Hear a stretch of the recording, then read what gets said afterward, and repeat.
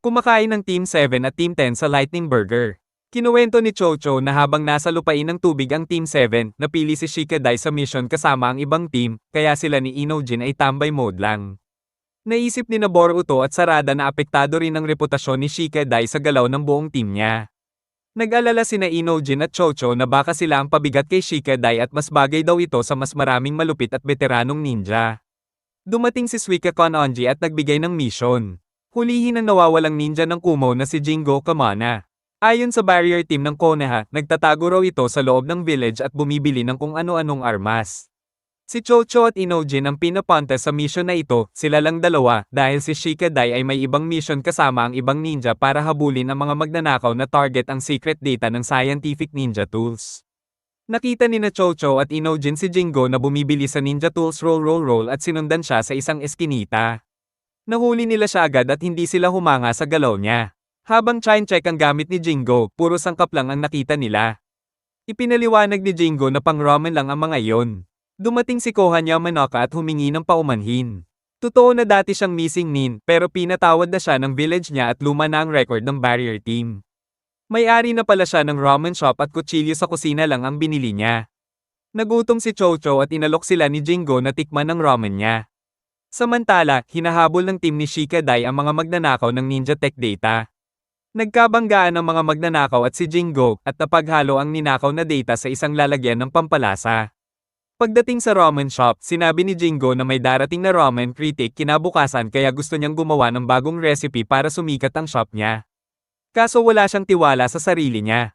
Na-touch si Chocho sa kwento ng buhay ni Jingo na nagbago dahil sa ramen.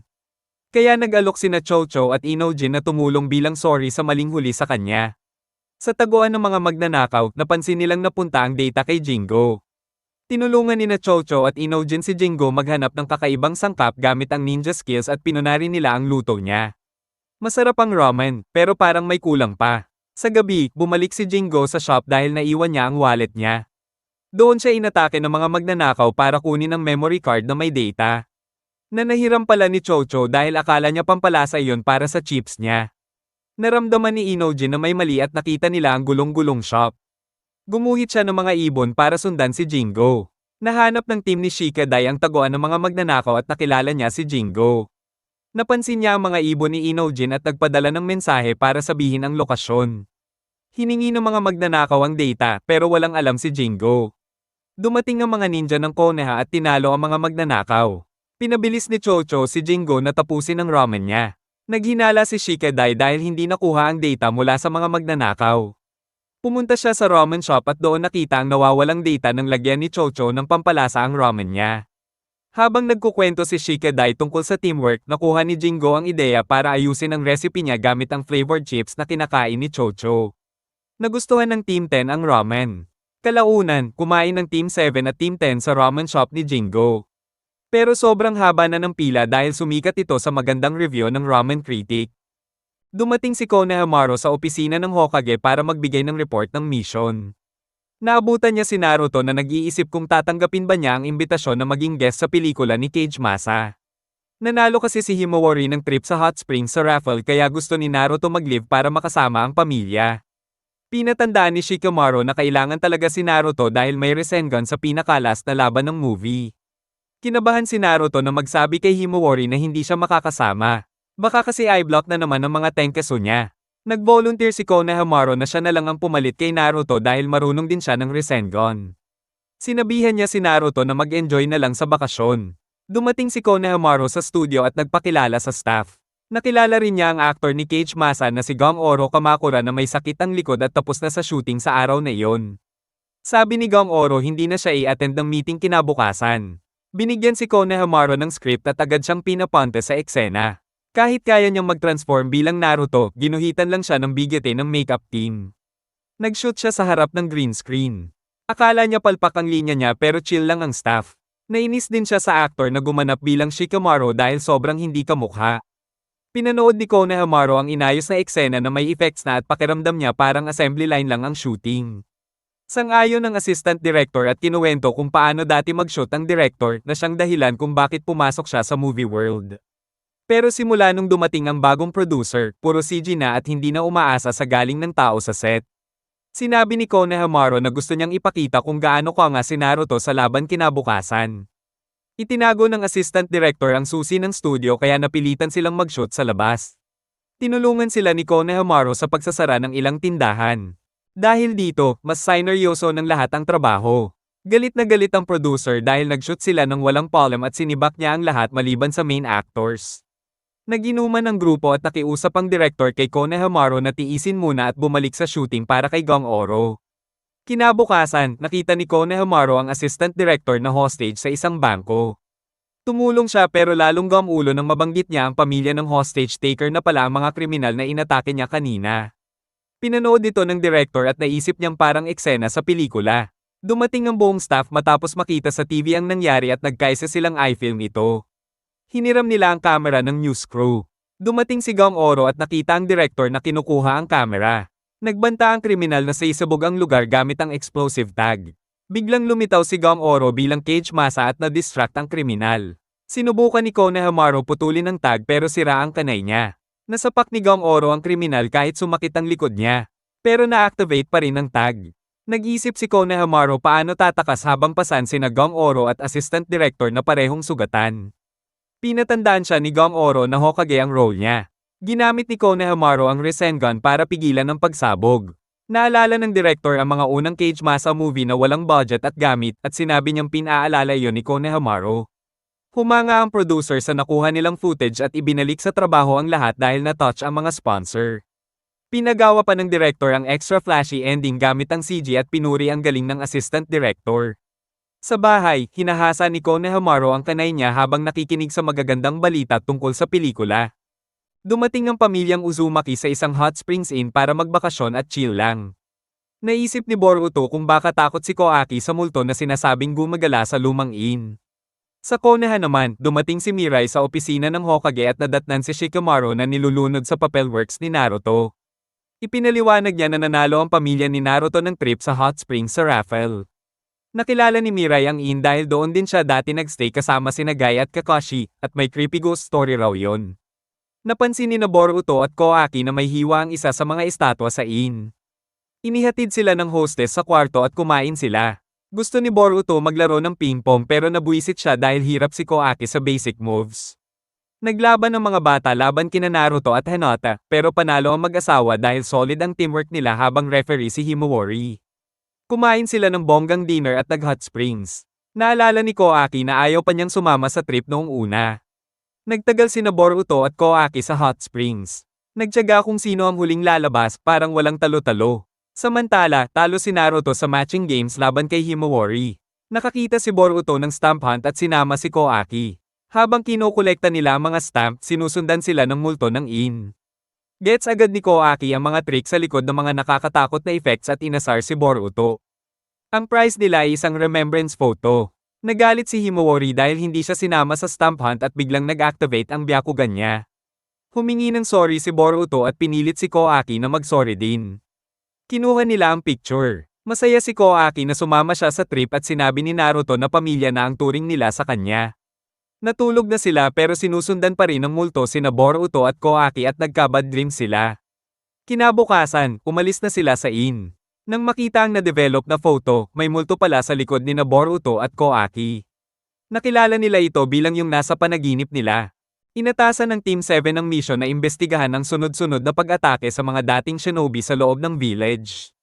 May nahanap silang isa pang biktima na punit-punit ang damit. May chismis na narinig si Boruto na baka Weasel ang umatake pero iniisip ng iba na tao talaga ang salarin.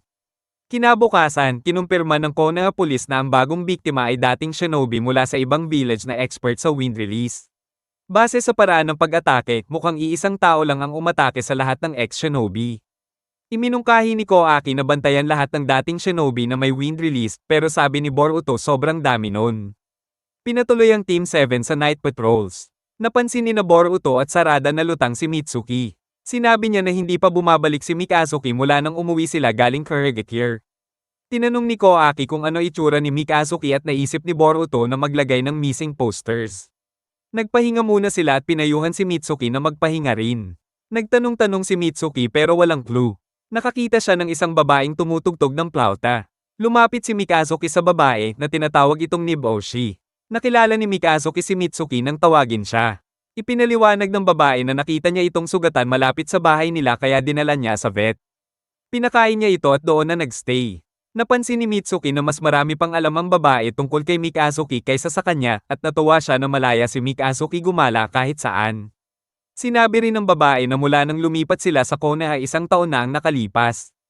Tinutulungan niya palagi ang kuya niya. Hiniling ni Mitsuki na alagaan si Mikazuki kapag wala siya sa mission.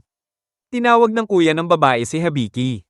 Pag-alis ni Mitsuki, pinaalalahanan ng kuya si Hibiki na huwag makipagkaibigan sa mga shinobi. May isa na namang ex-shinobi ang inatake. Hinabol ng Team 7 ang mga salarin at nasugatan ni Mitsuki ang braso ng isa sa dalawang umatake. Napadaan siya sa Oden cart ng kuya ni Hibiki at nagtanong kung may nakita siya. Sinabi nitong tumakas sa mga salarin sa bubong. Napansin ni Mitsuki ang dugo malapit sa cart pero pinabalik niya ang Team 7 sa habulan habang siya ang magche-check sa biktima. Nagtago si Hibiki na sugatan sa likod ng cart. Sa apartment nila, ginamo ng kuya ni Hibiki ang sugat niya. Nagtanong si Hibiki kung titigil na ba sila pero sinabi ng kuya na isa na lang ang target at magiging normal na ang buhay nila. Na-pressure ang pulis ng publiko dahil sa panibagong attack. Inireport ng pulis sa Team 7 na may amoy usok ang damit ng mga biktima at iniisip na doon sila pinapatulog. Napansin din nila na parang may hinahanap ang salarin base sa hiwa sa damit. Naghihintay pa sila ng balita mula sa ibang village. Ang tindero na nakausap ni Mitsuki, na isa ring ex-shinobi, nabasa ang balita sa dyaryo. Binato niya si Mikazuki ng bato habang nagtatapon ng basura. Naalala ni Mitsuki ang rain killer incident. Tinanong niya si Hibiki kung sino ang susunod na target. Sinabi niya na ang tatay niya ay shinobi na pinatay ng magnanakaw na may wind release at nag-iwan ng peklat sa dibdib gamit ang espada ng tatay niya. Inamin ni Mitsuki na dati na siyang nabigo pigilan ng ganitong tao at ayaw na niyang maulit ang pagkakamali. Hiniling niya na sumuko na si Hibiki. Nagpasalamat si Hibiki sa kanya sa pagpapakawala noon at umalis. Sa gabi, nalaman ng pulis na may taong sangkot sa mga nakaraang nakawan at patayan na nakatira sa Konoha. Gumamit si Hibiki at ang kuya niya ng sleeping smoke sa Matsushige shopkeeper, pero dahil nabasa niya ang balita, nakaiwas siya. Tinanong nila kung may peklat ba siya sa dibdib. Inireport ni Kotaro Fume sa Team 7 na si Daisen Matsushige ay wind release user at saksi sa mga krimen. Narealize ni Mitsuki na siya ang tindero at mabilis na tumakbo. Plano ni Daisen patayin si Hibiki at kuya niya bilang depensa at ginamit ang sickle whistle technique na nakilala ng kuya ni Hibiki. Hinarang ni Mitsuki ang atake gamit ang lightning-released snake lightning. Dumating ang Team 7 at si Kotaro. Inakusahan ni Daisen si Hibiki na sila ang salarin habang inakusahan naman siya ni Hibiki na siya ang pumatay sa tatay niya. Ipinakita ni Daisen ang dibdib niya na walang peklat pero tumalon si Mikazuki at kinalmot ito, natanggal ang disguise at lumabas ang peklat. Sinabi ni Daisen na hindi ebidensya ang peklat pero itinuro ni Mitsuki ang sugat na ginawa niya kay Hibiki gamit ang wind release. Plano ni Kotaro ikumpara ito sa ibang kaso. Tumakas si Daisen pero pinigilan siya ni Mitsuki gamit ang wind release breakthrough. Balak pala ni Daisen ulitin ang mga krimen sa Konoha kaya pinalayas lang sina Hibiki at kuya niya sa village. Dahil itinago ni Mitsuki ang nalalaman niya, sinuspinde siya ng 1 linggo. Nagpaalam siya kina Hibiki at kuya niya at binigyan siya ni Hibiki ng niboshi para kay Mikazuki. Tinulungan ni Boruto si Kakashi sa pag-asikaso ng mga errands sa Konoha. Nagkunwari si Kakashi na masakit ang likod niya kaya mabagal kumilos. Pinakain niya si Boruto ng dango bilang treat. Habang kumakain, may narinig silang dalawang matatandang lalaki na nagtatalo at parang ready na mag-away. Naisip ni Boruto na awatin sila pero sabi ni Kakashi huwag na makialam. Nagtaka si Boruto kung naging Hokage ba talaga si Kakashi pero parang chill lang siya. Sabi ni Kakashi sawa na raw siya sa pag-aayos ng away. Lalo na kina Naruto at Sasuke. Dumami ang taong nakikisawsaw sa away kaya hindi na napigilan ni Boruto at sinubukan niya silang paghiwalayin. Dumating din ang apo ng isang matanda at ang apo naman ng kabila, sabay awat din. Sa huli, nagkanya-kanya na lang ng alis ang dalawang panig. Habang palis, natapunan ng tsaa ang mukha ni Kakashi dahil sa isang matanda, pero deadma lang siya, parang walang nangyari. Humingi ng sorry ang apo ng matanda at binigyan sila ng libreng pagkain. Tinanong ni Boruto kung ano ba talaga ang pinag-aawayan. Ipinaliwanag ng babae na may matagal ng rivalry ang Old Town at New City tungkol sa fireworks tuwing pista. Napansin ni Boruto ang kakaibang kilos ni Yubshi at Sabor. Inamin ng babae na sila ay magpapakasal na at may napili na silang petsa pero hindi nila masabi sa mga lolo nila dahil sa walang katapusang away. Si Kakashi naman ay nagbabasa ng Icha Icha book at naalala niya ang isang story doon na sobrang intense at tinanggal daw sa mga sumunod na edisyon. Ipinakita ni Yubshi ang unang edisyon ng libro na meron siya. Nabalak na sana niyang itapon. Humingi siya ng tulong kay Kakashi na ayusin muna ang problema ng mga lolo bago niya ibigay ang libro. Pumunta sila sa pastry shop ni Taruto. Napansin ni Kakashi sa mga lumang larawan at nakatakip na menu na dati ay sobrang close sina Taruto at Ohagi. Dumating si Sabor at ikinwento na nagsimula ang away ng si Taruto na dati kasama ni Ohagi sa Fairy Works ng Old Town ay na-assign sa Fairy Works ng New City. Biglang umalis si Kakashi at iniwan ang problema kay Boruto, may iniwang note na may iba pa raw siyang bibilhin. Bumalik si Boruto sa dango shop ni Ohagi at sinubukang ayusin ang usapan. Tinipon niya ang lahat, pati si Kakashi. Nagkaroon ng mahabang diskusyon hanggang ipinasok ni Sabor at Yubshi ang mga dango na sabay na ginawa noon ni Ohagi at Taruto. Akala ni Boruto maaalala nila ang pagkakaibigan nila pero lalo lang nitong pinaalala kung kailan nagsimula ang away. Iminungkahi ni Kakashi na magtana na lang sina Yubshi at Sabor pero gusto nilang masaya at present ang mga lolo nila. Dahil hindi pa rin magkaayos, nagmungkahi si Kakashi na gawing paligsahan ng Fairy Works sa araw ng pista. Ang mananalo ang bahala sa Fairy Works simula noon. Medyo alangan ng lahat pero confident si Kakashi at bigla na lang nawala. May nagsabi sa grupo ng New City na perfect ang panahon para sa Fairy Works, walang ulap pero walang nakakaalam kung sino yon. Nang magsimula ang Fairy Works, napansin ni Yubshi at Sabor na may kakaiba. Ganon din sina Ohagi at Taruto. Gusto nilang pigilan pero hindi na pwede. Pinalit pala ni Kakashi ang Fairy Works ng Old Town at New City, kaya bawat grupo ay siya palang tinatawanan ng sariling Fairy Works. Nawala ang gana nila sa rivalry. Pagkatapos, tinanong ni Kakashi kung sino ang nanalo. Hinikayat ni Sabor at Yubshi ang mga lolo nila na magbati na dahil hindi na raw sila masaya at hindi sila makakapag-asawa kung tuloy ang away. Nagulat ang mga lolo at na-realize ang epekto sa mga apo nila, kaya nagbati rin sila sa wakas. Kinabukasan, nilagyan ni Boruto ng pampagaling na benda ang likod ni Kakashi dahil sumakit ito sa pagbubuhat ng mabibigat na Fairy Works. Nakuha rin ni Kakashi ang unang edisyon ng Icha Icha book pero dahan-dahan niya itong binabasa para mas ma-enjoy. Sa huli, nagpakasal sina Sabor at Yubshi, at present ang kanilang mga lolo, masaya at walang away.